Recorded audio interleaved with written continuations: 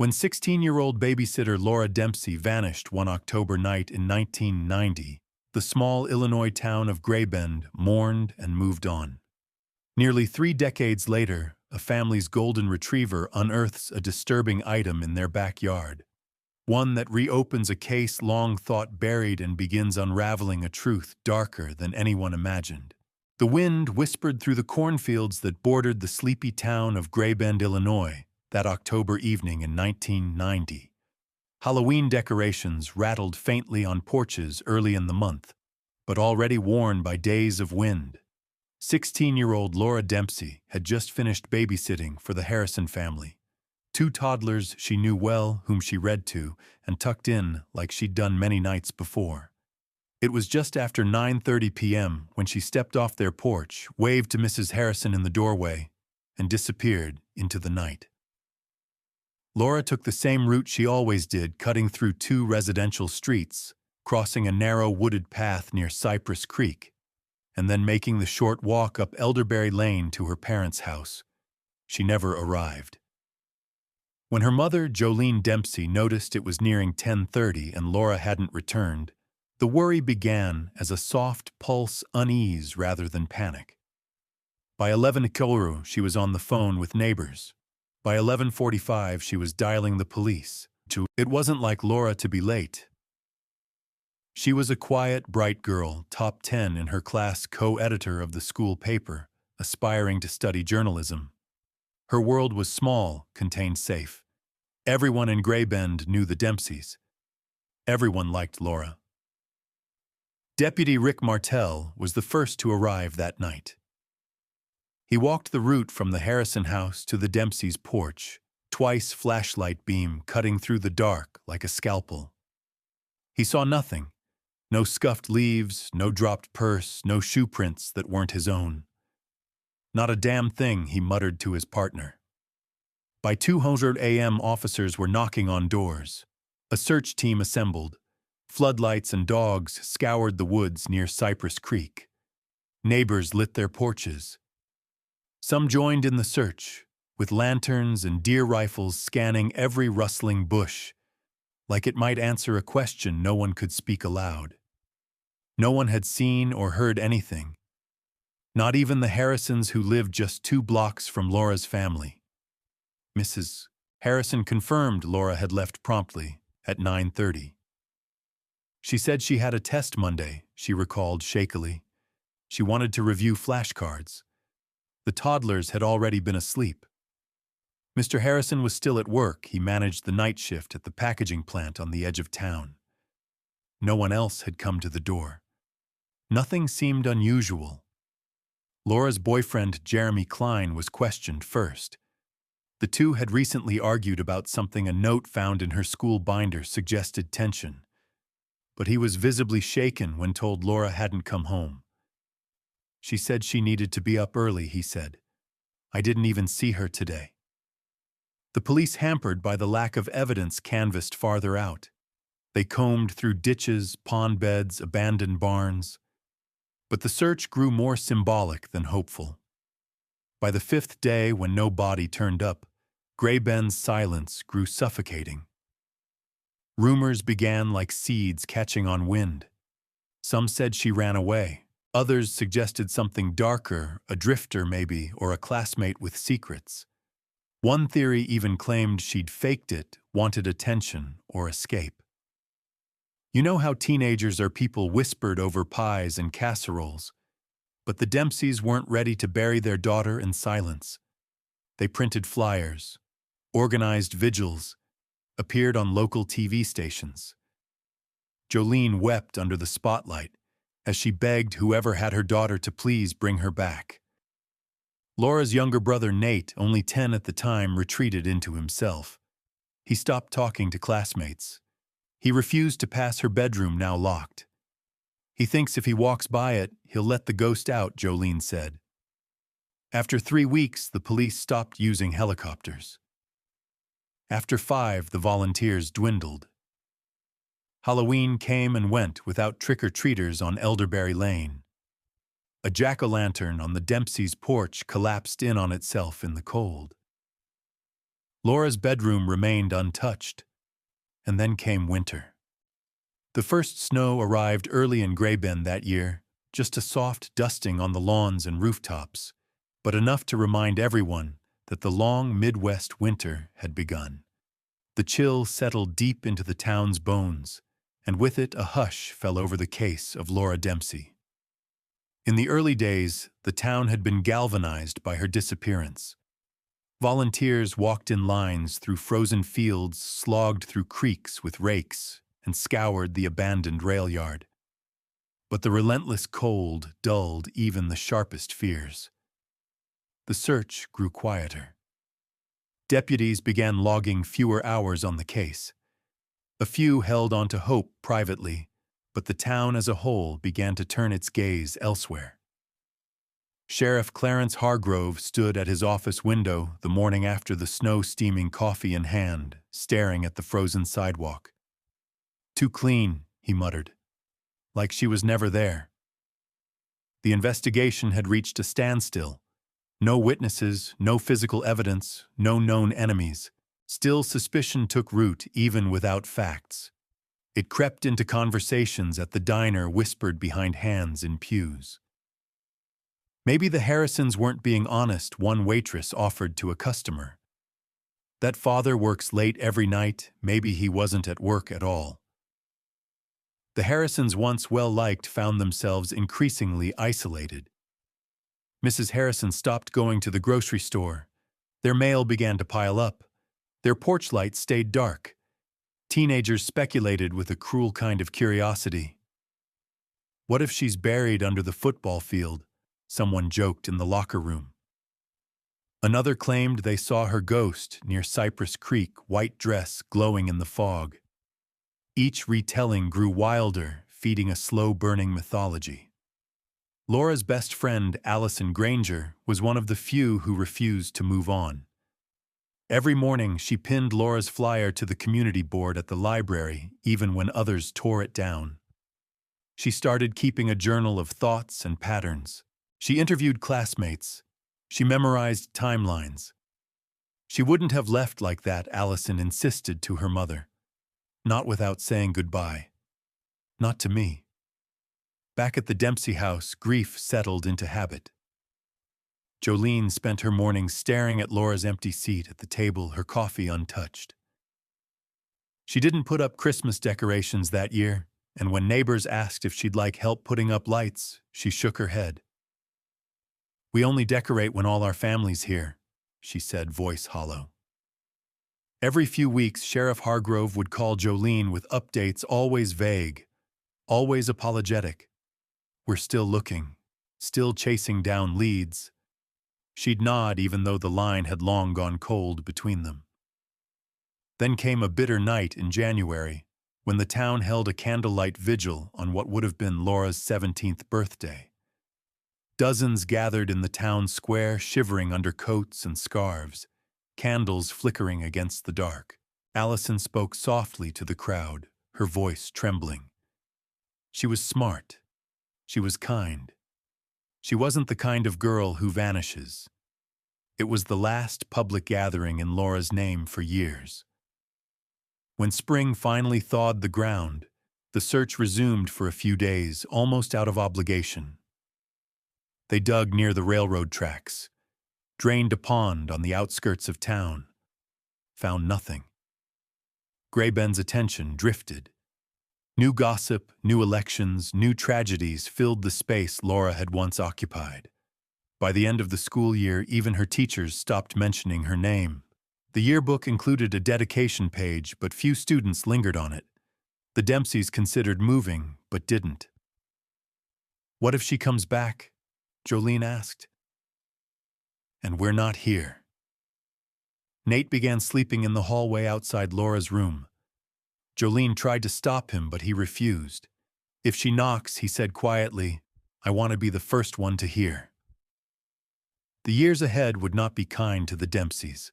The quiet that settled over their lives was heavy, oppressive. It hung in every room like dust, inescapable. They lived with an ache that dulled only in sleep, and even then, not always. And somewhere in Gray Bend, someone else slept soundly. The Harrisons withdrew from Gray Bend almost entirely in the months following Laura's disappearance. Mrs. Harrison stopped attending PTA meetings. Mr. Harrison, who had always been reserved but polite, became terse and impatient with neighbors.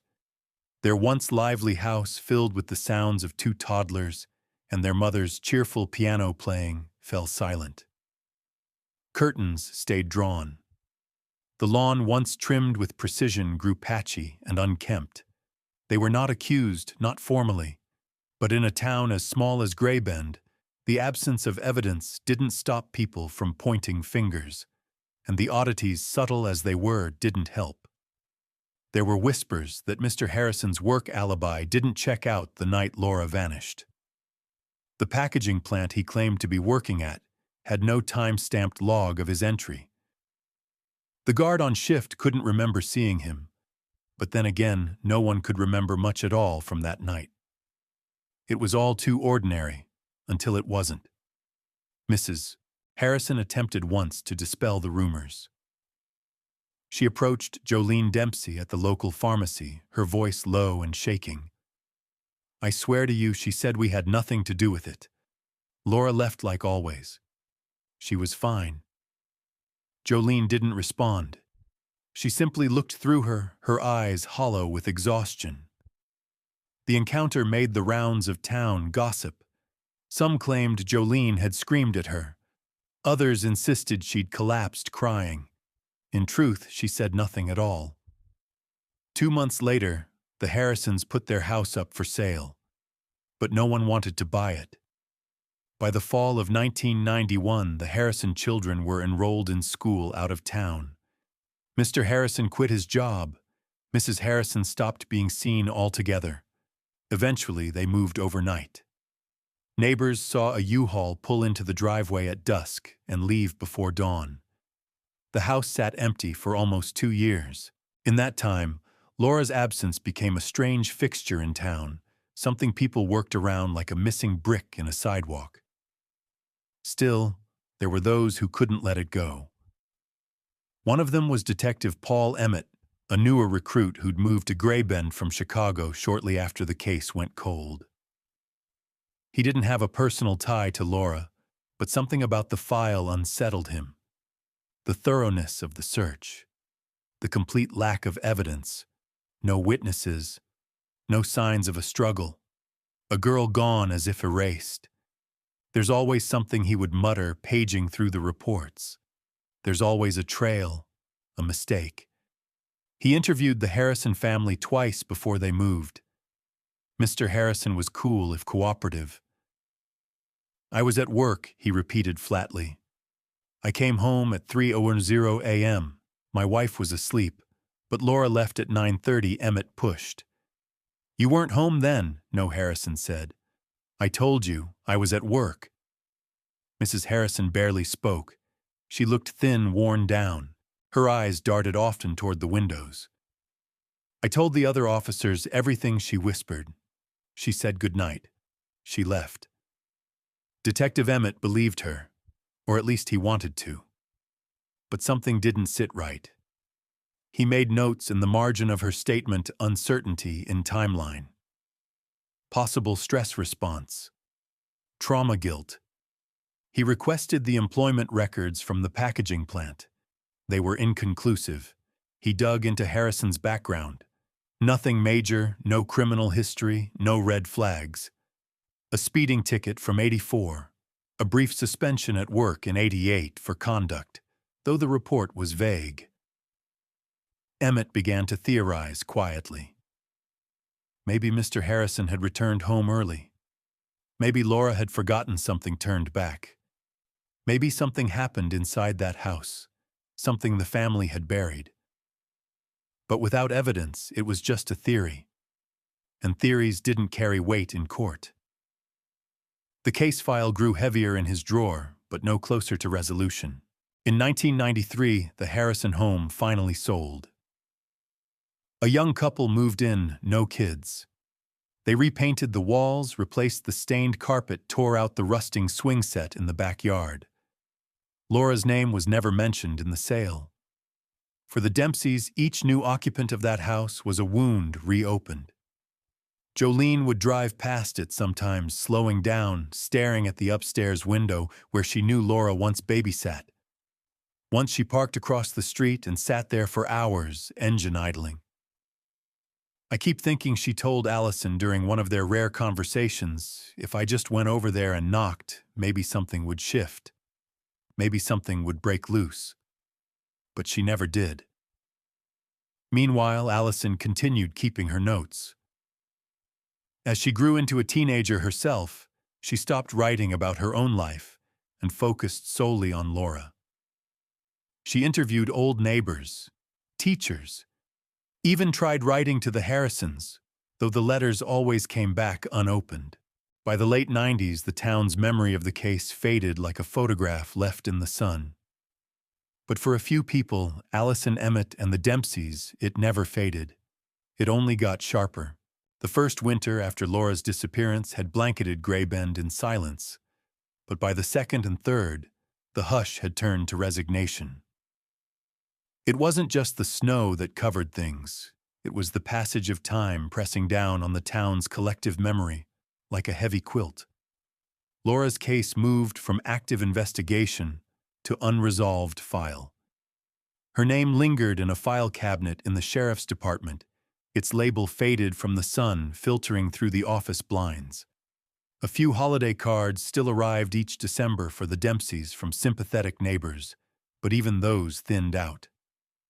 By 1994, the town had settled into a rhythm that did not include Laura Dempsey. The Cypress Creek path, once scoured for evidence, returned to its natural state. Leaves gathered where boots once tread. New graffiti appeared on the wooden bridge she would have crossed that night, obscuring the fading initials of teenagers long gone. A rusted can sat undisturbed on a rock near the bend, a remnant from the searchers who had once camped overnight there, hopeful for a breakthrough. Detective Paul Emmett, though, transferred to a different jurisdiction by '95, carried a copy of the case with him. He occasionally sent tips or suggestions back to the Grey Bend department, which Sheriff Hargrove dutifully acknowledged, but rarely followed through on. With no new leads and limited resources, there simply wasn't the appetite to resurrect the case. People have lives to live, the sheriff would say. You can't keep digging into ghosts when the living need help too.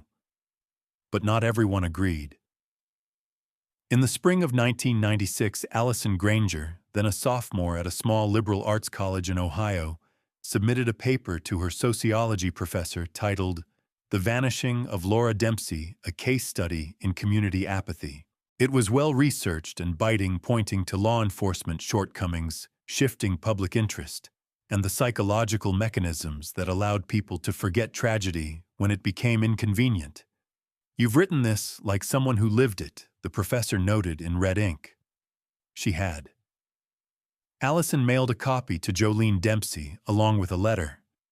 It was the first time they'd communicated in nearly a year.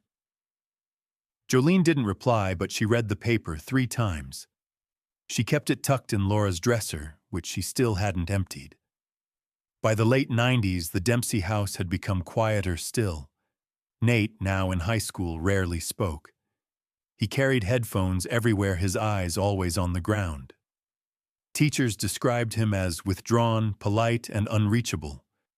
He avoided photos, avoided group projects, and flat out refused to write anything about family memories during English class assignments. Jolene, aging rapidly under the weight of unknowing, took part-time work at the library. The Dempseys no longer hosted gatherings or went to church. Harold Dempsey, once a fixture at the local hardware store, retired early and began suffering from what neighbors politely called spells. He sometimes wandered into town and forgot what he was doing. Once he asked a cashier if she'd seen Laura recently. No, the cashier said gently. No, Mr. Dempsey. Not for a long time. In 1998, the house on Hemlock Lane, the old Harrison residence, changed hands again. This time it was bought by a widow named Shirley Corman, a retired schoolteacher from Michigan, who wanted somewhere quiet to spend her later years.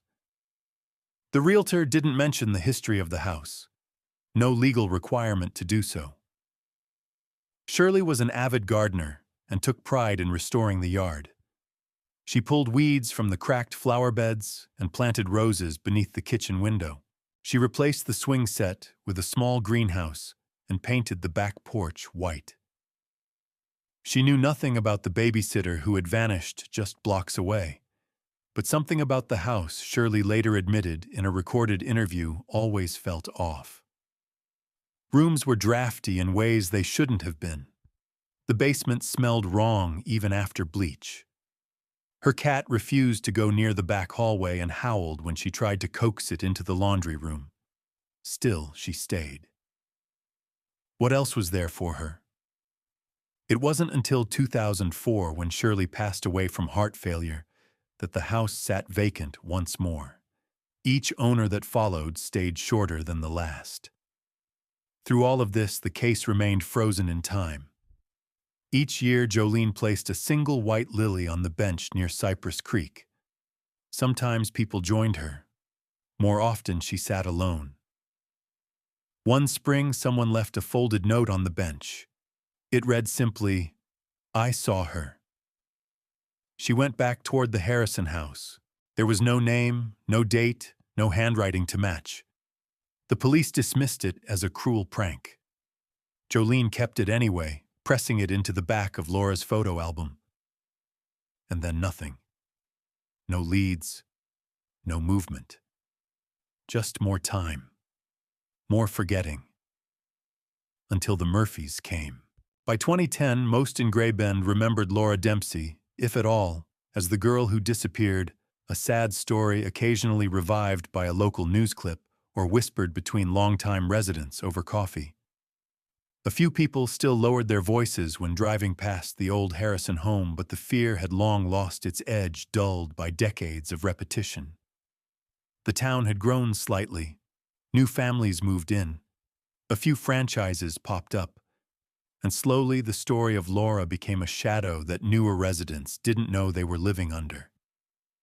But Allison Granger remembered everything. Now 36, she lived in St. Louis and worked as a counselor specializing in grief and trauma. She never married, never had children, and never stopped thinking about Laura. Her apartment was filled with case files and newspaper clippings.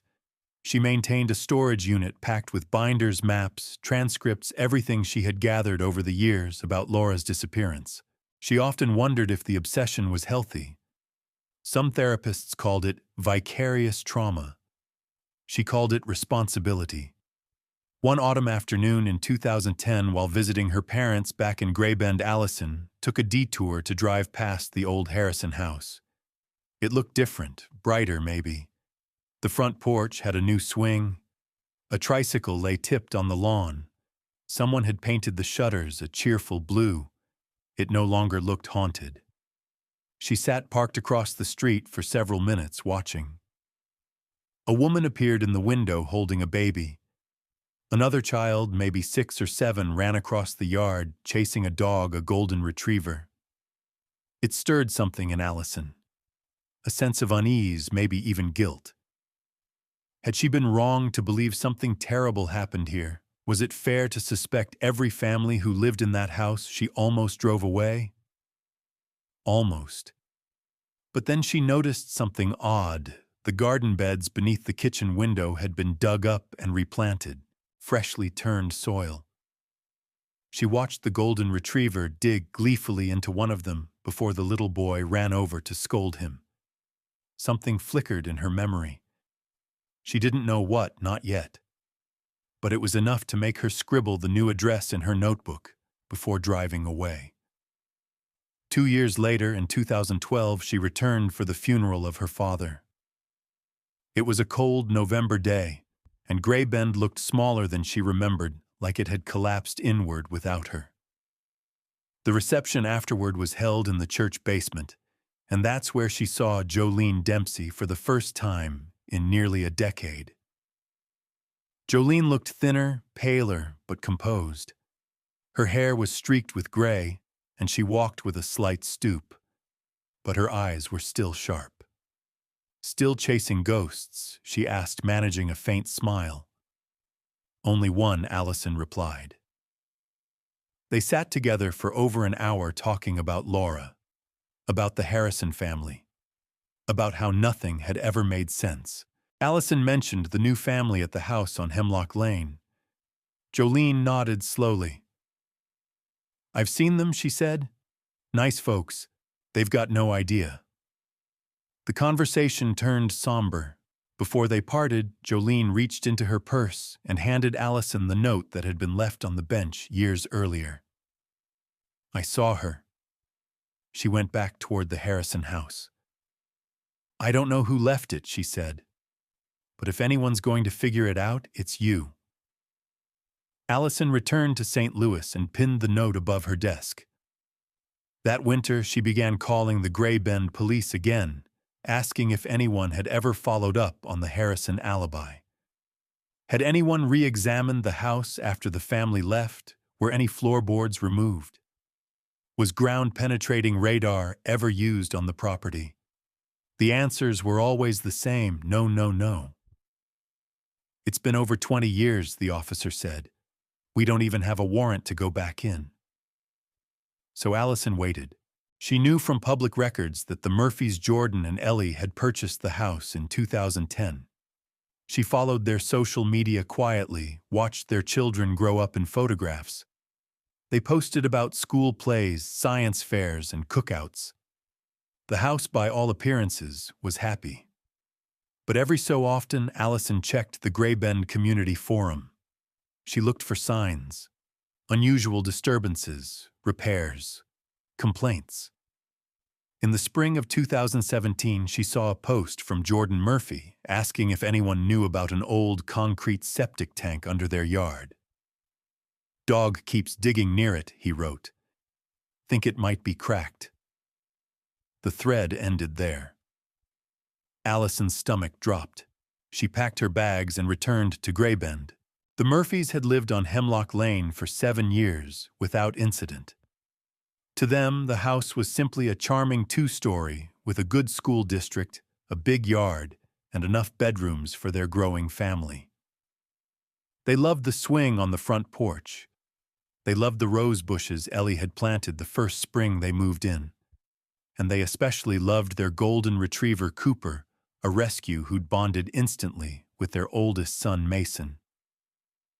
They knew nothing about Laura Dempsey. Allison Granger parked 2 blocks away the day she returned. She didn't want to spook the Murphys, not yet. Instead, she walked the long loop around the neighborhood, observing the house from different angles. The roof had been recently redone. New shutters. The fence out back looked newer too. There was a flower bed near the porch, but what caught her attention was the rear edge of the yard, where the grass looked disturbed. Cooper was out there digging. Allison decided to wait before making contact. She checked into a motel off Route 17 and spent 2 days driving back and forth between Gray Bend and the county records office, reviewing plat maps and property permits. There were no formal updates about a septic tank, no permits for major yard excavation. On the 3rd day, she knocked on the door. Ellie Murphy answered, smiling politely. She had a toddler balanced on one hip and the look of someone pulled in 100 directions at once. "Hi, sorry to bother you," Allison began. "My name is Allison Granger. I used to live in town. I actually knew the family who lived here before, a long time ago." Ellie blinked, uncertain. "Oh, that was before our time. We bought the place in 2010, I know," Allison said gently. "I don't mean to intrude. I wondered if you've had any odd experiences here." Ellie's brow furrowed. "Like what?" "Well, your dog seems to be digging in the back." Repeatedly. Ellie laughed, but it was tight. "Yes, he's been obsessed with this one spot near the back flower bed. We thought it might be a cracked old tank or something. My husband was going to dig it out next weekend." Allison nodded slowly. "Would you mind if I had a quick look? I have some Background on this house. I think it might be important." There was a pause. Ellie looked down at her daughter, then back at Allison. Something in her expression shifted, a flicker of hesitation that gave way to concern. "I guess it can't hurt," she said. "But if this is about ghosts or something." "It's not," Allison said firmly. She followed Ellie around the side of the house. The backyard was muddy in places from recent rain. Cooper bounded up to them, tail wagging, tongue lolling. His paws were caked in dark earth. "There," Ellie said, pointing. "That's the spot." A ring of disturbed soil sat just behind the rose bushes. The dirt was black and loose, and a faint smell rose from it, not sewage, but something older. Organic, faintly metallic. "He keeps bringing up pieces of something," Ellie added, "like wires or metal scraps. I thought maybe old plumbing." Allison crouched low. She sifted a hand through the dirt. It was wet and cold, clinging to her fingers. She felt something hard just beneath the surface and pulled gently. It was a small, rusted chain. She brushed it off. A charm dangled from the end, silver, worn down, but still legible. LD Allison felt her breath catch in her chest. "Ellie," she said, voice low, "I think you need to call the police." The response team arrived in under an hour. Sheriff's deputies sealed off the backyard, draped it in yellow tape, and began a formal excavation. A forensics van pulled into the driveway, and by nightfall a small team in gloves and masks was digging methodically where Cooper had been. Jordan Murphy returned home just as the first news vans arrived.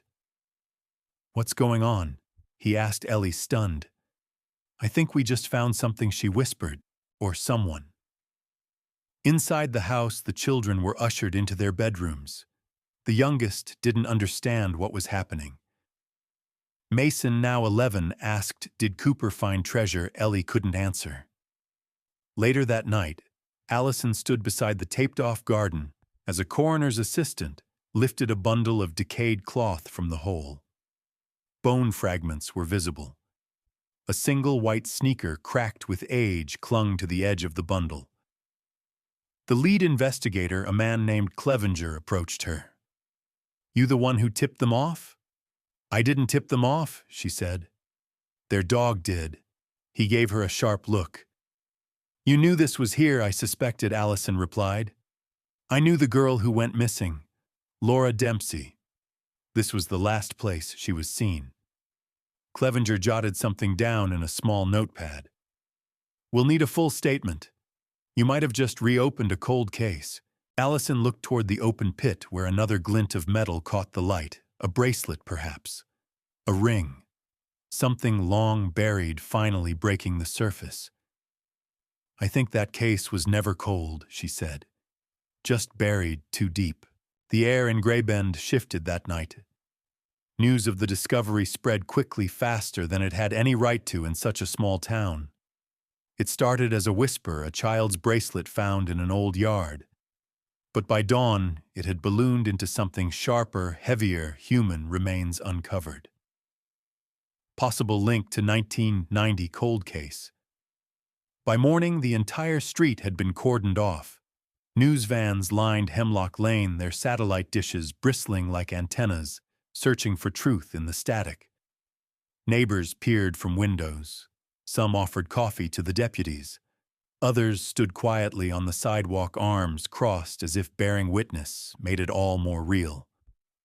Inside the Murphy house, the mood had turned solemn. The children were confused. Ellie and Jordan spoke in hushed tones. Cooper, the golden retriever, had been sequestered in the laundry room, his paws still muddy, his nose pressed against the door. Ellie stood by the back window, arms folded tightly. "I didn't want to believe it," she whispered to Jordan. "This house always felt strange." Jordan rubbed his face, exhaustion heavy in every gesture. "We didn't know. How could we have? Outside, the forensic team worked under floodlights. The soil gave up its secrets slowly. Bones, fragments of fabric, and personal effects were unearthed with painstaking care. Among them, a second sneaker, an enamel hair clip, and a broken wristwatch, its face frozen at 9:41 p.m. Detective Clevenger oversaw the recovery. He was methodical, stern, but respectful. When Allison returned that morning to give her full statement, he led her into the mobile command trailer. "You were the babysitter's friend?" he asked, clicking a pen. "I was her best friend," Allison replied. "And you say she was last seen leaving this very house?" "Yes. The Harrison family lived here at the time. Laura left at 9:30 p.m. heading home. She never made it." Clevenger nodded, scribbling. "Why didn't this area get dug up during the original search?" "It did," Allison said. "Sort of, but not thoroughly." They searched the yard visually. No cadaver dogs picked up anything.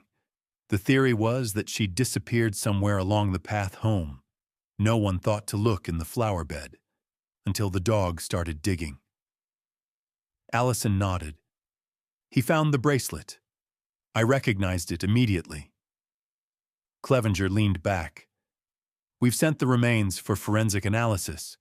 Could take weeks to confirm, but off the record, the ME says it's consistent with a teenage female. Time of death likely within hours of her disappearance." A silence passed between them. "There's more," Allison said. She reached into her bag and retrieved a thick file photocopies of old reports, notes, maps. "I've kept this case alive for 27 years. There were inconsistencies in the Harrison family's statements. Mr. Harrison said he wasn't home that night, but his alibi was shaky. No time card. No one recalled seeing him at work. You think he killed her? I don't know," she said. "But I think someone in that house did. Or someone they knew." Later that afternoon, Clevenger ordered ground-penetrating radar scans of the surrounding yard. What they found startled even the most seasoned investigators. Beneath the garden beside the body was a rectangular slab of poured concrete. Hidden beneath a thin layer of soil, it was old and crudely shaped, as if someone had poured it quickly in the dead of night. A mini excavator was brought in to lift it. Beneath the slab was a hollow space about 3 feet deep. It had once been lined with insulation, now matted and mold-ridden. It wasn't large enough for a grown person to move around in, but it could have fit a body. Temporarily. The implications were chilling. Someone had gone to the trouble of building a secret compartment in the yard. A holding chamber. A tomb. Ellie watched from the porch, arms wrapped around her chest. Allison joined her. "You okay?" Allison asked. "I don't know what we're living on top of," Ellie murmured. "But it feels like we've been walking on bones." Inside the house, one of the forensics officers examined the baseboards near the kitchen and found evidence of previous structural changes. A segment of drywall had been patched hastily, possibly to run wiring or to seal something off. "We'll need a full interior scan," Clevenger told the Murphys. "There might be more to uncover." They agreed without protest. That night, Gray Bend was lit up like a crime scene from a movie. And in a way it was. Reporters dug into old news archives. Online forums buzzed with theories. Former residents called one another from across the country. "Did you hear they finally found her? She was in the yard the whole time." Back at the sheriff's department, a dusty case file was brought back into the light. The name on the front, long smudged and yellowed, was written in thick black marker, Laura Dempsey. Open case. And now finally, the first line was ready to be rewritten. The discovery of Laura Dempsey's remains jolted Gray Bend like a thunderclap, sudden, deafening, and impossible to ignore. The reopened case took over the local news cycle and quickly drew regional attention. Satellite trucks parked on Main Street, journalists interviewed neighbors, and long-dormant fear flared back to life. Sheriff Hargrove, now in his 70s and long retired, was interviewed reluctantly. "We did what we could back then," he said, the lines in his face deepening. But things were different. No DNA, no digital trails. You worked with your gut and your flashlight. Still, many questioned how a teenage girl could have been buried in a yard just 2 blocks from her house and remain undetected for nearly 3 decades. Detective Clevenger wasn't interested in excuses. He immediately reclassified the case from a cold file to an active homicide investigation. A small task force was assembled, including a forensic psychologist, a retired criminal profiler, and 2 younger detectives trained in digital reconstruction and archival research. One of the first tasks was re-interviewing anyone connected to the original case, starting with the Harrisons. But finding them wasn't easy. The family had moved from Graybend in 1992 and left little trace. Mr. Harrison's employer had long since shut down. Their forwarding address in Arkansas led to a property that had been sold twice over. Mrs. Harrison hadn't appeared in public records since 2006. Even their now adult children had changed names and moved out of state. It took nearly 2 weeks to track down Mr. Robert Harrison living in a rented trailer outside of Laramie, Wyoming. He was divorced, unemployed, and battling health issues including diabetes and early-stage Parkinson's. His once orderly appearance had deteriorated. He looked like a man hollowed out from the inside. Clevenger and a local liaison visited him unannounced. Harrison answered the door with a limp and suspicion in his eyes. "Mr. Harrison, I'm Detective Clevenger with the Graybend County Sheriff's Department. May we come in?" He hesitated, then stepped aside. The trailer was sparse, cluttered, but not filthy. A few dishes in the sink, a faded recliner, an old wedding photo still on the shelf. "What's this about?" Harrison asked, sitting heavily. "It's about Laura Dempsey," Clevenger said. The man flinched barely, but enough. "We found her," Clevenger continued. "Buried in the yard where your family used to live, since." Harrison stared at a blank television screen, lips pressed tight. His hands trembled slightly, not from emotion, but from illness. "I don't know anything about that," he said eventually. "I told the police everything back then. We'd like you to come in for a formal interview. There are details that don't match up with your original statement." He laughed bitterly. "That was 30 damn years ago. You expect me to remember what I ate that night?" "No," Clevenger said calmly. "But we do expect you to remember whether a girl died in your yard." That got his attention. His eyes narrowed. "Are you accusing me? We're investigating every possibility." Harrison leaned back in the chair, exhaling slowly. "You don't have anything. You never did. And now you want a scapegoat so everyone can feel better." Clevenger didn't rise to the bait. "We'll be in touch." Back in Illinois, the autopsy confirmed what Allison had suspected. All along, the remains belonged to Laura Dempsey. Dental records matched. Her time of death was estimated between 9:30 and 10:00 p.m. the night she vanished. She had suffered blunt force trauma to the head. No defensive wounds. No signs of sexual assault. The medical examiner concluded that she had likely been killed swiftly and possibly by someone she knew. The bracelet, the watch, and the hair clip were all verified as hers by her mother, who came in to identify the items with a grim, unwavering gaze. "I knew she was close," Jolene said afterward, staring at the evidence bags. "I just didn't know how close." The task force mapped out a new timeline based on witness statements, old interviews, and newly surfaced discrepancies. Mr. Harrison's alibi had never been solid. There was a window of nearly 4 hours where no one could confirm his location. Even more troubling was a detail buried in one of the original officer's notes. A neighbor had reported hearing a shouting match from the Harrison backyard the night Laura disappeared. It had been dismissed at the time, chalked up to teenagers or television noise. Now it felt like a thread ready to be pulled. Investigators re-interviewed the neighbor, an elderly woman now in a nursing home, and she recalled it even more clearly. It was a girl, she said, voice raspy. She was crying. Someone told her to shut up. Slammed a door. Do you remember what time that was? The officer asked. She thought for a moment. Late. After 9. Before 10. My cat jumped off my lap when he heard it. The timeline narrowed. Inside the Murphy house, the floorboards near the basement had been pried up by forensic techs. Underneath, they found fragments of plaster and what appeared to be blood staining on the subfloor, long dried and obscured by layers of time. It was enough for Clevenger to move to the next phase. He requested a grand jury subpoena for Robert Harrison. The case of Laura Dempsey was now officially classified as a homicide with a prime suspect at last. The grand jury convened in early May 2017, nearly 27 years to the day since Laura Dempsey walked into the dark and vanished. It was held quietly in the county courthouse with sealed transcripts and closed proceedings.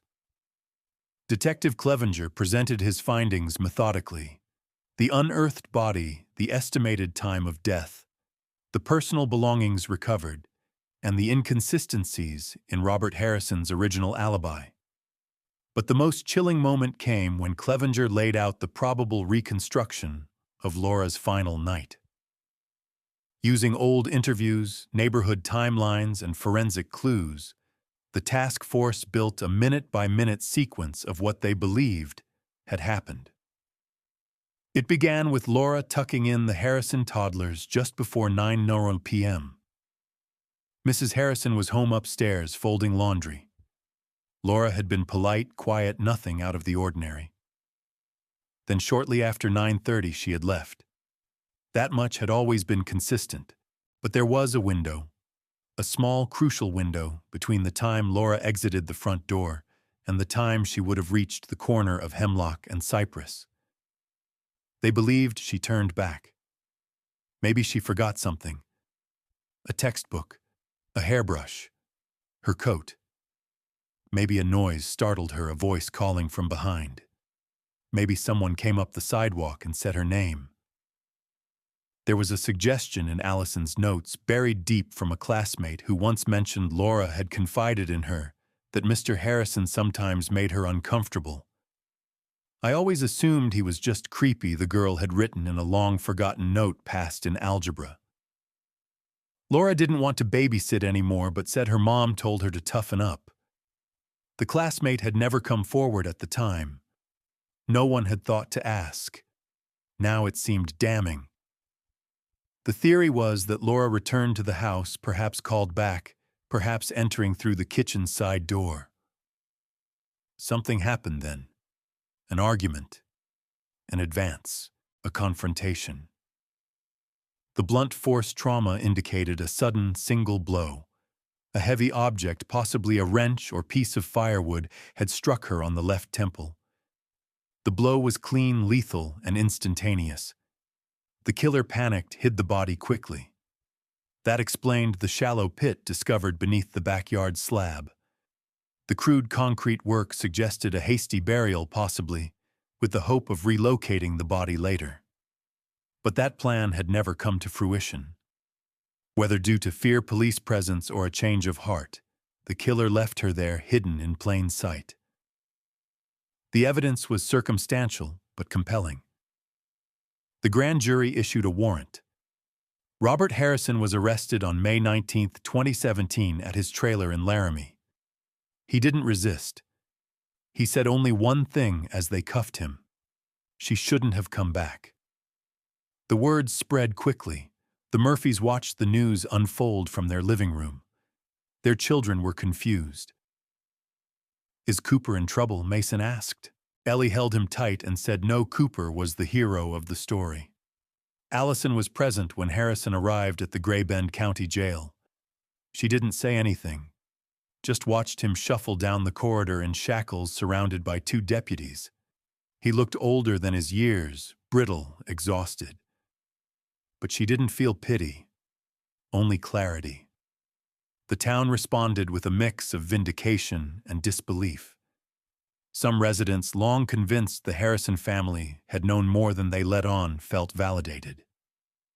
Others struggled with the idea that someone they'd waved to in the grocery store, someone who'd hosted barbecues and coached Little League, could have done something so monstrous. At a press conference, Detective Clevenger summarized the sentiment. This wasn't a case solved by one clue. It was solved by time persistence and the refusal to forget. Still, there were gaps, uncertainties that haunted those close to Laura. Why hadn't Mrs. Harrison come forward? Did she know? Had she helped, protected her husband? When investigators approached her, they found her living in a small assisted living facility in Arizona, barely lucid. She didn't remember much, or claimed not to. She was so pretty, she murmured when shown a photo of Laura. Always smiling.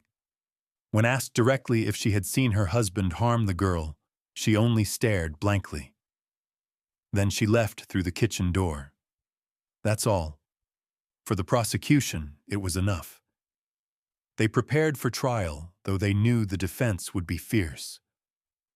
Robert Harrison's attorney claimed that none of the evidence was definitive. That memory was faulty evidence degraded. That a dog unearthing a bracelet wasn't the same as proving guilt beyond reasonable doubt. But public opinion had already shifted. Laura was no longer the town's ghost. She was its daughter, finally brought home. Jolene Dempsey spoke sparingly to the press, but at a candlelight vigil held on what would have been Laura's 43rd birthday, she addressed the crowd. My daughter was buried 20 feet from the house where she laughed, where she played, where she babysat those children. For nearly 3 decades, she was right there, and still we didn't see her. But someone did. Someone remembered, and that's what brought her back. The crowd wept. The town of Graybend, once lulled into forgetfulness, had been shaken awake, and the trial was only just beginning. As the trial date approached, a new piece of evidence surfaced, one that threatened to upend everything the prosecution thought it knew. It came from an unexpected source, a retired postal worker named Dennis Langford, who had worked Route 14 in Graybend back in the early 90s. Now 78 and in hospice care, Langford had heard about the case on television. When a volunteer visited and asked if he wanted to speak to someone from the sheriff's office, he nodded weakly. Detective Clevenger sat with him 2 days later in a pale room that smelled of bleach and old flowers. Langford's voice was dry and thin but steady. "I remember that girl," he said, staring past the window. "The babysitter. She used to wave at me when I passed the Harrison house." Clevenger nodded. "A lot of people did." "I saw something," Langford murmured. "That night." The detective leaned forward. "Can you tell me what you saw?" Langford hesitated. "I didn't think it meant anything at the time, and afterward, nobody ever asked." He licked his lips, then continued. "It was late. I was running behind that evening, had to finish my last loop past Hemlock. I remember because I cursed about it, wind was picking up papers, blowing everywhere. When I passed the Harrisons' house, I saw a man standing out back, near the flower beds. At what time had to be around 9:45 or so, maybe a little after. He had a shovel in his hand." Clevenger's pen froze. "Did you see what he was doing?" "No, just saw the shape of him. The porch light was on. He wasn't in a rush. Just digging." Then he looked up, stared at me. "Could you recognize him?" Langford shook his head. "Too dark, but he was tall, stocky. Could have been Harrison. I remember thinking it was weird digging at night." "Why didn't you tell anyone?" Langford coughed weakly. "I thought maybe he was planting something. Then when she disappeared, I figured it couldn't have been connected. Didn't want to get involved." Clevenger closed his notebook. "Thank you, Mr. Langford. This helps more than you know." The testimony, though late, was admissible. The prosecution planned to use it to reinforce their reconstruction of Laura's final moments. But it also stirred a troubling question in Allison's mind. If Harrison had killed her on impulse, why had he been digging before 10 o'clock? Was it premeditated, or was he covering something up? As jury selection began, the courthouse buzzed with tension. Reporters lined the halls. Security was tight. The judge issued a gag order, but speculation swirled. The defense focused on eroding the timeline. They claimed that Laura could have been killed elsewhere, then moved. That the bracelet could have been planted. That the dog's discovery was coincidence, not cause. But Clevenger had anticipated this. He brought in a forensic entomologist who testified that soil samples and insect activity around Laura's body were consistent with a burial date in October 1990, not later. He presented the rusted bracelet and watch, the cavity under the concrete, the pattern of trauma, and finally Langford's testimony. Then came the prosecution's strongest moment, the reconstruction of Laura's route with a digital simulation showing her path, the time it took to reach the corner, and how little margin there was for interruption unless it happened immediately after she left the Harrison house. The defense tried to discredit the simulation. They attempted to paint Laura as possibly troubled, citing her argument with her boyfriend Jeremy days before the disappearance. But Jeremy had an airtight alibi. He had been at his cousin's birthday party across town with dozens of witnesses. Then came the final blow. A second long-forgotten witness, an old classmate named Amanda Keeley, stepped forward after seeing Allison speak at a public event. Amanda had been 16 at the time, living just 2 houses away from the Harrisons. That night, she had been sneaking a cigarette out her bedroom window when she saw something strange. "I saw Laura standing on the Harrison porch," Amanda told the jury. "She was talking to someone. But the light wasn't on like usual. She wasn't smiling. She looked scared." The defense tried to shake her story, but Amanda held firm. "I didn't tell anyone because I was scared too," she said, "and ashamed. But I remember her face.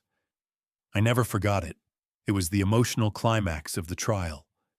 Jolene Dempsey sat rigid in the front row every day, a folded tissue in one hand, her other clenched into a white fist. When the prosecution rested, the courtroom was silent. The defense offered no alternate suspect, no alternate scenario. They could only cast doubt. But it wasn't enough. The jury deliberated for 3 days. On the 4th, they returned with a verdict: guilty second-degree murder. Robert Harrison showed no emotion as the words were read.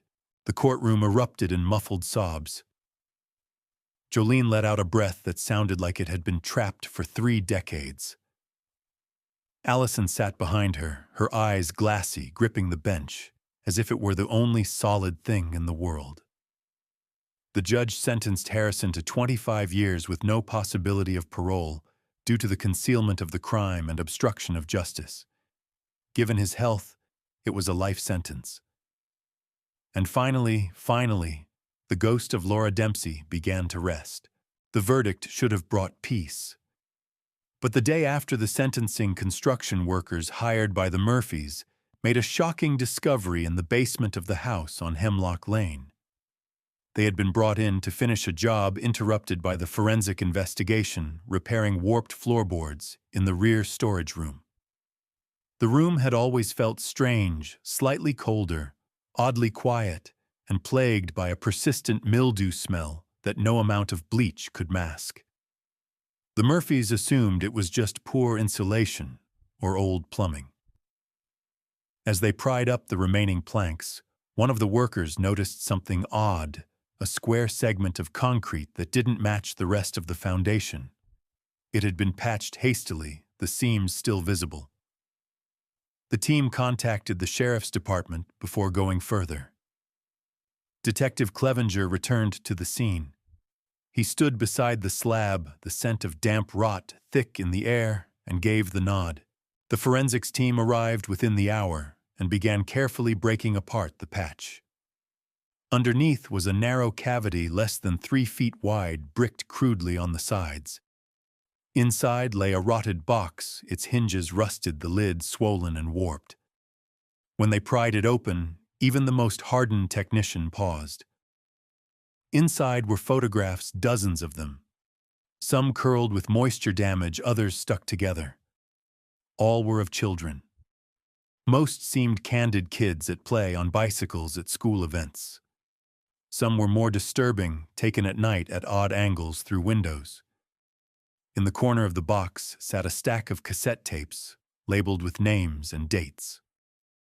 One tape was marked LD, OC 1990. The room fell still. The tape was rushed to a crime lab and digitized. What played was haunting. The audio opened with the sound of crickets, then footsteps. A faint voice, female, muffled, afraid. "Hello, Mr. Harrison?" A pause at all. Then a door creaked. A loud thump, a gasp. Silence. The rest was static and breathing. The prosecution had already secured Harrison's conviction. But this new discovery deepened the horror. It suggested a level of preparation, surveillance, a pattern. Allison sat in her car in stunned silence after hearing the news. Her mind reeled, piecing together fragments of memory. Had there been others? Had Laura told her more than she remembered? She called Jolene immediately. "There's more," she said, her voice trembling. Jolene was silent for a long time. Then quietly, "I knew it." Detective Clevenger reopened the investigation with a new directive to determine whether Robert Harrison had other victims. The tapes were cataloged. Audio was enhanced. Facial recognition experts worked through the photographs. The findings were chilling. At least 4 other children were identified in the photos, 3 of whom had also disappeared between 1985 and 1991, all within counties surrounding Graybend. Their cases had never been linked, chalked up to runaways or presumed abductions by strangers. But each of them had one thing in common: they had lived within 10 miles of the Harrisons at one point in time. The FBI was brought in. A multi-jurisdictional task force was formed. Robert Harrison, now in prison, was questioned again, but he refused to speak. At first. But after 2 months of pressure and the presentation of the photographs, he broke. In a chilling recorded confession, he admitted to luring Laura back into the house under the pretense of returning a forgotten item. She was going to tell someone, he said. She knew. I had to stop it. When asked about the others, he went silent. Then I didn't keep them all here. Just her. She was different. The basement was searched again, walls scanned, pipes traced. A crawl space behind the furnace was found sealed shut with cement blocks. Inside were toys, shoes, a stained blanket. The room was a shrine of silence. News coverage exploded. Graybend was no longer the town with the long, cold case. It was the epicenter of something far worse. Something systemic. Something that had stayed hidden for decades in a house passed from family to family like a cursed heirloom. The Murphys were granted permission to relocate under a state assistance program. The house was seized by the county as evidence. Before they left, Ellie Murphy took Cooper, the golden retriever, back to the rose garden one last time. She knelt beside him, ran her fingers through his fur, and whispered, "You saved her. You saved all of them." That evening, Allison returned to Cypress Creek. She stood at the footbridge where Laura would have crossed that night. The air was thick with fireflies. Somewhere nearby, a cicada buzzed. She closed her eyes and imagined Laura walking home, unaware of the shadow that would reach out and swallow her. And yet she had not disappeared entirely. Not forever. She had been found. Not by law enforcement, not by time, but by a dog. a friend, a community that finally remembered, and a woman who never stopped looking. As the broader investigation into Robert Harrison's crimes escalated, the focus began to shift from the singular horror of Laura Dempsey's murder to a chilling larger pattern. Media dubbed it the Hemlock Lane Files, and investigators across Illinois and neighboring states scrambled to cross-reference their missing persons archives with Harrison's movements during the 1980s and early 90s. The revelations from the basement crawlspace sent shudders through every jurisdiction. The photos and cassette tapes found were just the beginning. More tapes were recovered during a follow-up search of Harrison's storage unit in Wyoming. Some were blank. Others had brief, distorted audio laughter, the scrape of metal whispers that made little sense without context. One labeled MK, June '88, caught particular attention. The initials matched a missing child from Galesburg, Megan Kroll, age 9, who vanished during a church potluck. Her face was in one of the photographs, blurry but unmistakable. A dark truth began to solidify. Laura had not been the first. She had been the last. The public reaction was explosive. News outlets ran features on each of the potential victims. Parents of long-lost children came forward, hoping, dreading to find a connection in Harrison's collection. Some did. Others found nothing, their pain reopened without relief. Allison became something of a reluctant public figure.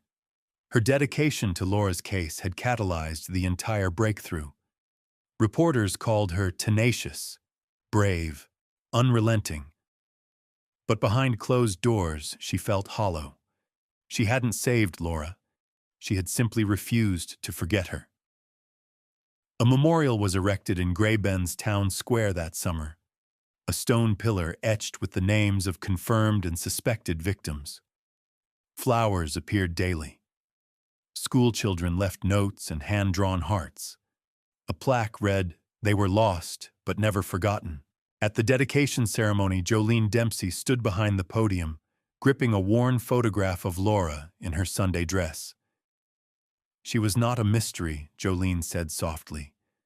She was a daughter, a sister, a friend. She deserved better. All of them did. The town, once shrouded in indifference, now pulsed with action. A grassroots organization, the Hemlock Initiative, was founded in Laura's name to support cold case investigations and survivor families. Allison was asked to serve as one of its first directors. She hesitated, unsure she had the strength, but then she received a letter. It came from Nate Dempsey. He was living in Colorado, now a teacher married with a child of his own.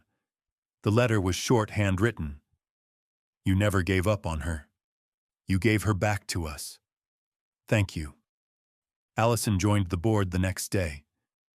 Meanwhile, Robert Harrison's trial for the additional suspected murders was halted. His health was failing. He had suffered a mild stroke in prison and was moved to a medical unit. Clevenger visited him once more. "I want to know why," the detective said, voice tight. Harrison, now gaunt and gray, looked at him with unfocused eyes. "They trusted me. That was the trick. Be the quiet one, the helpful one. People don't see what they don't expect. You kept trophies. You taped them." He coughed a wet laugh. "What else do you leave behind when no one remembers them?" A whisper. "You'll die in that bed. I've been dead a long time."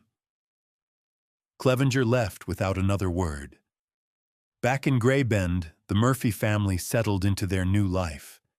They never returned to Hemlock Lane. The county eventually declared the house unfit for habitation. Some pushed for it to be demolished, others for it to become a memorial. As of late 2017, it remained boarded up, a silent sentinel to the horror it once contained. But the town had changed. Not just from fear, but from reckoning. The police department underwent major reforms. Missing persons protocols were overhauled. Cold cases were reopened. And in schools, students now learned not just about stranger danger, but about silence and the power of asking questions.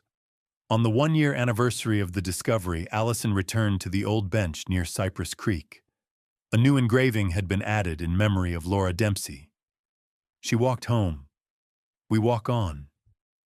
She sat for a long time watching fireflies blink across the water, remembering her friend's laugh, the way she chewed her pencil during tests, the way she used to say, "One day I'm going to be a reporter. People won't forget me." And they hadn't. Laura had become more than a memory. She had become a voice, one that echoed across years of silence, through soil and stone, through cassette tape, static, and broken floorboards. She had come home. As the full scope of Robert Harrison's crimes became public knowledge, Gray Bend found itself at a crossroads, trapped between the weight of what had been hidden for decades and the responsibility of what to do with it now. The national spotlight had faded somewhat, but the echoes remained. Documentary crews sought interviews. Crime podcasts dissected the timeline. Families of other missing children reached out to the Hemlock Initiative with their own unsolved cases. The small Illinois town that once hoped to forget now found itself in the role of an unlikely guardian of memory. Amid this whirlwind, Allison Granger found herself reflecting on her own role, not as an investigator, not even as an advocate, but as Laura's friend. It was during one of these quiet moments, sorting through the last of her old boxes from college, that Allison stumbled upon a letter she hadn't seen in years. It was folded in a notebook labeled "Senior Year Brittle" at the edges. The envelope was addressed in blue ink, unsigned. Inside was a single sheet of paper. Laura's handwriting. Ally. If anything ever happens to me, don't let them tell you I was just a girl who vanished. I'm not scared of dying. I'm scared of being forgotten. Love, L. Allison sat on the floor for a long time, the letter shaking in her hands. She didn't remember Laura writing it. Maybe it was a joke. Maybe it wasn't. But the message struck like lightning. In the weeks after the trial, Clevenger had asked Allison if she would consider giving a full statement, not just for the court record, but for the broader archive the FBI was building around Harrison's suspected victims. A testimonial that could stand for the voiceless. She had declined at the time. Too soon, she'd said. Now she called him back. "I'll do it," she said. "But I want it to be her story, not his." Clevenger agreed. He arranged for a session at the regional bureau office. The interview would be recorded, transcribed, and preserved, not for sensationalism, but for survivors, for justice, and for history. The interview lasted nearly 4 hours. Allison spoke of Laura's laugh, her compassion, her fearlessness, the way she always carried too many books and never remembered her locker combination. She spoke of the last day she saw her and how it haunted her like a song with no resolution. And then she spoke of the search, the years, the files, the feeling of being dismissed, told to move on, the fury of knowing no one was looking. She ended with "Laura mattered. She was real. She's still real. And everything I've done has been to make sure no one ever forgets that again." Afterward, Clevenger walked her to the lobby. He said nothing but squeezed her shoulder before she left. Back in Gray Bend, the house on Hemlock Lane remained empty but not untouched. Members of the Hemlock Initiative, along with town council volunteers, carefully removed personal items from the Murphy-era toys, tools, a half-painted mural in the nursery. They held a blessing ceremony on the lawn. Then they locked the doors for good. Plans to demolish the house were officially approved that autumn. But before it was razed, Allison requested one final visit. She stood in Laura's last known space, the basement corner where the crawl space had been. The floor had been patched again, but the memory of what lay beneath was ever present. She knelt, placed a single yellow tulip, the kind Laura always loved, on the floor, and whispered, You can rest now." The demolition was quiet. No public announcement. Just one morning, the house was gone. Grass eventually grew in its place. The county promised no new structure would be built there. In time, wildflowers claimed the land. Jolene Dempsey, now silver-haired and slower-moving, visited the lot once a month. She never stayed long, just stood with her hands folded, breathing in the silence. Nate brought his daughter there once. She was 7, the same age Laura had been when she wrote her first story for the school paper. She left a drawing of a rainbow on the ground. "Was she your sister?" the little girl asked. "She still is," Nate replied. And somewhere beyond the veil of memory, Laura Dempsey's voice lingered, not in pain, not in silence, but in witness. She had never been forgotten. She never would be. With the last of the Hemlock Lane debris cleared, and the wildflowers reclaiming what was once haunted ground, Graybend entered a quiet era of reflection. The town's reputation had changed, no longer simply the place where a girl vanished, but where a girl was found, remembered, and mourned, with purpose. For many in the community, healing came slowly, and not all at once. Some families moved away, unwilling to raise children in a place with such a tragic past.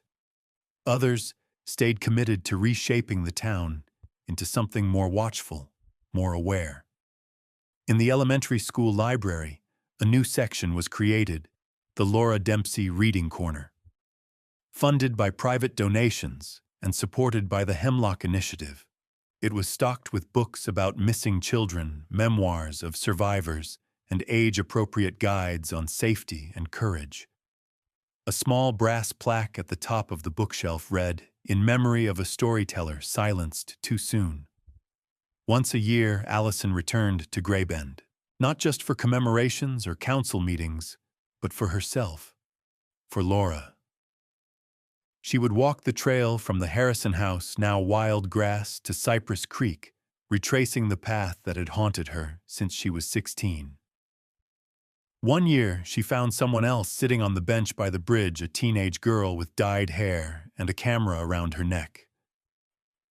"You here for the memorial?" Allison asked cautiously. The girl nodded. "My mom knew her. I'm writing something for school." Allison sat beside her, letting the quiet settle. "People act like the worst thing was that she died," the girl said suddenly. "But I think the worst thing was that everyone stopped asking." Allison turned to look at her. "They won't make that mistake again." Over time, other towns reached out to the Hemlock Initiative places with their own ghosts, their own questions. The organization grew, adding satellite offices, cold case analysts, even retired detectives like Clevenger, who left law enforcement but never stopped working. In his last report, Clevenger included a note to Allison, "You were never just Laura's friend. You were the answer to the question no one else asked." Meanwhile, Robert Harrison's condition deteriorated. He suffered a second stroke and was moved to hospice care within the prison system. In one final interview, a chaplain reported that Harrison mentioned Laura's name in a moment of delirium, muttering something about a voice in the walls and a light he couldn't turn off. He died 3 months later. No family claimed the body. He was buried in an unmarked grave. Back in Graybend, the transformation continued. The community created a scholarship in Laura's name awarded annually to a student pursuing journalism or criminal justice. The first recipient was a young woman who had once sat on that same bench by the creek asking questions. On the 30-year anniversary of Laura's disappearance, a ceremony was held. Old classmates returned. Families brought candles. Songs were sung, letters were read aloud. Jolene, though frail, spoke from a wooden podium placed in front of the memorial pillar. "We were taught to be quiet, to mind our business, to not ask too many questions," she said. "My daughter didn't believe in that. She believed in light, in truth, in asking why, even when it hurt." She took a shaky breath. She paid for that curiosity. But now because of all of you, it lives on. After the ceremony, Allison stayed behind, letting the dusk settle over the square. Fireflies emerged again, dancing in lazy spirals. She closed her eyes and listened. She could almost hear Laura's voice beside her. "Still taking notes, always," she whispered. And in that moment, Greybend felt whole. Not because it had erased the past, but because it had faced it and refused to forget. The town had grown into its scars, and Laura Dempsey's story had finally been told. The autumn of 2020 marked a strange new season in Greybend, one without sirens, without shovels clawing into the earth, without crime scene tape fluttering like dark banners in the wind. The streets were quieter now, calmer yet not untouched. Something in the town had changed permanently. It wasn't simply closure, it was consciousness. The lot where the Harrison house once stood had transformed into a garden. Native prairie grasses swayed alongside stalks of goldenrod purple coneflowers and Indian paintbrush. A walking path curved through it, ending in a simple stone circle surrounded by benches. In the center was a low sculpture, a bronze casting of an open book with pages caught mid-turn. Its inscription read, "For Laura Dempsey and the Unheard. May your stories always be found." The garden had become a place of pilgrimage not only for those who had known Laura, but for others too, families with missing loved ones, survivors of violence, retired officers, trying to atone for past cases lost to time. One overcast afternoon, Allison sat in the garden alone. A journal rested on her knees, half filled with observations, reflections, and letters she had written but never sent. A soft voice interrupted her thoughts. "Miss Granger." She looked up. A woman in her early 30s stood there, her arms folded, a nervous smile on her lips. "I'm sorry to bother you. I'm Claire Martin. My sister was one of the girls in the Hemlock photos." Allison stood slowly. "She was never found," Claire continued. "But you gave us something we didn't have before. Proof. Truth. A reason to believe we weren't crazy." "I'm so sorry for your loss," Allison said gently. "I'm not here for pity," Claire said. "I just wanted you to know, because of what you did, I became an advocate. I work with teens in foster care now. Run workshops. I started because of her. But I kept going because of you." Allison's eyes stung. She nodded, blinking hard. "Thank you." Claire smiled and turned to walk the garden path, pausing by the book sculpture to lay a wildflower on the stone. Later that day, a group of local high school students arrived to help with upkeep. They picked weeds, trimmed overgrowth, and wiped the benches clean. One of them, barely 16, looked at Allison as they worked and asked, "Why do we have this garden again?" Just for that girl, Allison paused, then said, "Yes, for her, but also for all of us." That evening, the town held a vigil, not a somber affair, but a celebration of resilience. Poems were read. Songs played on acoustic guitars. Stories told, tears shed, laughter shared. It was no longer about tragedy. It was about honoring what had come from it. Jolene Dempsey, though frailer than before, attended with her son, Nate, and granddaughter. She didn't speak this time, she didn't need to. The mere fact of her presence was a statement louder than words. As the sun dipped behind the trees, Allison stood beside the memorial once more. She pressed her hand to the bronze book. "I kept my promise," she whispered. No one answered, but that was okay. Laura had been heard. And in that space, in the wind, in the grass, the creak of the benches, the warmth of a sunset untainted by shadows, she lived on. Girl never came home after babysitting in 1990, 27 years later. The family dog digs this up. tells the haunting, slow-burn unraveling of the long, unsolved disappearance of 16-year-old Laura Dempsey in the small town of Gray Bend, Illinois. After vanishing in 1990 while walking home from a babysitting job, Laura's case faded into local myth until nearly 3 decades later, when a golden retriever named Cooper digs up a rusted bracelet in the backyard of the very home she left that night. The shocking discovery reopens a case long buried in silence and denial. As Laura's best friend, Allison Granger, reignites the investigation, new evidence surfaces that implicates Robert Harrison, the father of the children Laura had been babysitting. What follows is a meticulous and painful unearthing, not just of bones and trinkets, but of community secrets, failed justice, and generational grief. The story moves through courtroom drama, chilling confessions, and the emergence of a wider pattern of disappearances linked to Harrison.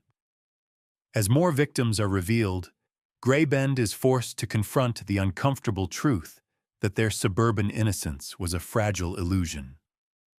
Told in 15 immersive, emotionally complex sections, the narrative is less about a singular crime and more about persistence, memory, and the unwillingness to let a voice fade. Through Allison's relentless pursuit and a community's eventual reckoning, Laura's story becomes one of resilience, reverence, and lasting change. In the end, the town that forgot learns to remember, and the girl who vanished becomes the girl who returned through miracle, but through truth. Laura Dempsey's silence, once buried beneath a flower bed, becomes the heartbeat of a movement that refuses to let another child be forgotten.